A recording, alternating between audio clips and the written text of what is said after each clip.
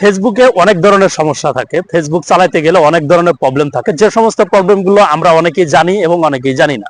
এবং যারা নতুন ফেসবুক ইউজার আছে তারা হয়তো অনেকেই জানি না প্রবলেমগুলো কি।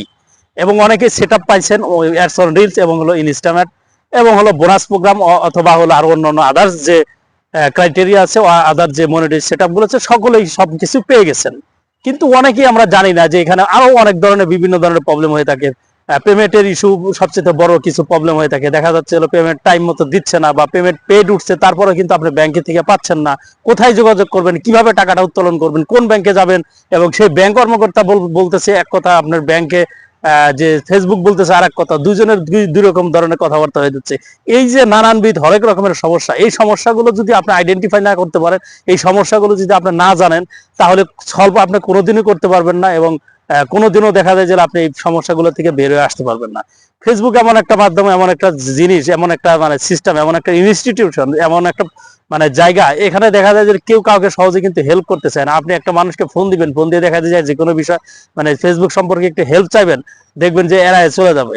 আসলে মানুষ যদি একটু মানবিক হয়, সেক্ষেত্রে কিন্তু একে অপরকে হেল্প করলে, সহযোগিতা করলে কিন্তু একটা মানুষ কিন্তু মানে উপরের দিকে উঠতে পারবে। সহযোগিতা ছাড়া একে অপরের কিন্তু মানুষ কিন্তু হুট করে কিন্তু দেখা যায় সবকিছু বুঝে ওঠা কিন্তু সম্ভব হয়ে থাকে না।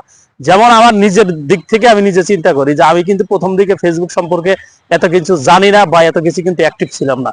যখন এই বিষয়টা নিয়ে বেশি অ্যানালাইসিস, বেশি বেশি মানে রিসার্চ করছি, যত ঘাটাঘাটি করছি, তত কিন্তু দেখা যায় যে বিষয়গুলো সম্পর্কে আমি দক্ষ হয়েছি, এবং হলো কিছুটা জানার চেষ্টা করছি, এবং হলো অনেক কিছুই দেখা যায় যে মোটামুটি এখন ফেসবুক সম্পর্কে, ইউটিউব সম্পর্কে মনে করে এখন জ্ঞান রাখি।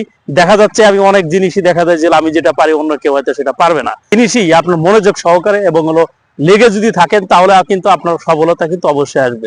আমি বেশি কথা বলতে চাই না, আমি যে কোনো ভিডিওতে কিন্তু দেখা যায় যে 1 থেকে 2 মিনিট সর্বোচ্চ ভিডিও দেওয়ার চেষ্টা করি, কারণ টু দা পয়েন্ট, অতিরিক্ত কথা বলার চেয়ে মেন পয়েন্ট নিয়ে কথা বলা, এটা হলো ভিডিওর হলো আসল উদ্দেশ্য। আপনার ভিডিও যদি লং হয়, মানুষ কিন্তু দেখবে না। অতিরিক্ত পেশাল পারবেন, আপনার ভিডিও কিন্তু মানুষ দেখবে না। যে মেন টপিকটা, সেই মেন টপিকটা আপনি তুলে ধরার চেষ্টা করবেন, তাহলে কিন্তু আপনার ভিডিও মানুষ দেখার জন্য চেষ্টা করবে। সকলে ভালো থাকবেন, ভিডিওটি ভালো লাগলে শেয়ার করবেন। আপনার একটি শেয়ারে কিন্তু আমার ভিডিওটা অন্যজনের কাছে পৌঁছে যাবে এবং তারা ভিডিওটা দেখতে পারবে।